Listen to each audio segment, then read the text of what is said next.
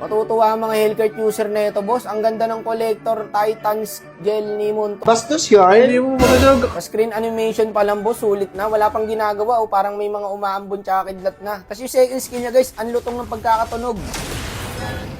Sulit to sa mga bala kumuha ng Hellcurt. Gagi, wag na kayo magdalawang isip. Aamin na ako ha, hindi bayad kay Monton to. Kumbaga, gusto ko lang siya i-review kasi ang ganda eh.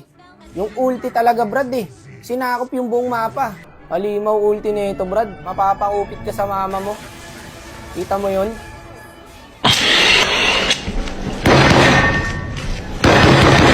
Ito naman yung first skill niya, guys. Sulit nga lahat, boss. Walang tapon sa skin na to. Natabunan lang to eh. Kasi lumabas yung Street Fighter eh. Pero hindi nyo alam, maganda talaga tong collector ni Hellcurt. Sabi pa nga ng Arlot dito naman daw. Kaya ito, pinunta namin. Oh, umitipi pa. Gulat siya eh. Hindi naman Ano kaya? Kapalaga? Hindi kasi talaga napansin tong collector ni Hellcurt, pre. Sumakto kasi sa Street Fighter, si Monto naman kasi labas ng labas, sunod-sunod eh. Isa-isa lang. Mapapatanong talaga yung tatay mo kung nasa na yung manok niya eh. Sunod-sunod maglabas ng skin boss eh. Hinay-hinay lang, paring Monton, ikaw naman no. Pero kung sa sulit lang, kung nagdadalawang isip lang kayo hindi ko naman sinasabing bilhin nyo to eh. Kumbaga, kung nagdadalawang isip lang kayo, wag na kayo magdalawang isip. Kasi ang ganda talaga. Legit yan, boss. Tas ang gaan gamitin. Sobra, boy.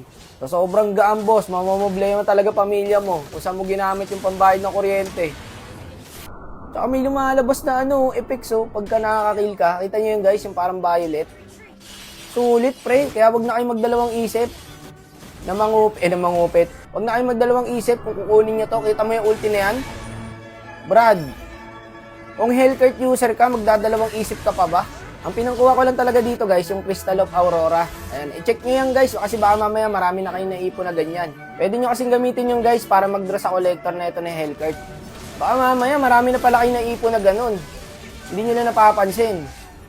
Yun lang ang pinangkuha ko, guys. Wala akong ginasa sa DS dito. Sa skin na to. Kasi nag-ipon ako ng Crystal of Aurora eh.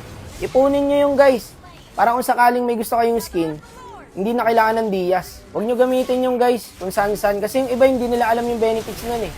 Yun yung technique doon. Mag-ipon lang kayo ng Crystal of Aurora. Katulad ng ginawa ni Doc Jin. Diba ang dami yung Crystal of Aurora, umabot yata ng 5K. Nakuha niya yung skin ni Hellcurt ng libre. Nasa meta naman kasi si Hellcurt ngayon niya, kaya sulit talaga pag kinuha to. Kasi magagamit mo talaga, boss. So parang patalo pa kami rito Putik na yan, sayang skin. Pag natalo to, guys, digit lang. Ang ganda ng skin mo, tapos sasabihin lang ng random, sayang skin. Igagi ka, mukhang matatalo pa nga, nakuha nila yung Lord. Teka, antingin natin yung yung MM. Gagi, nag-conceal. Ganda, no? Ang gaan. Tignan mo na may ulti niya, Brad, Tatakbo ka talaga eh. Pag umulti, ayun lang. May second pa pala yun. Wala lang yun, namatay pa yung Johnson.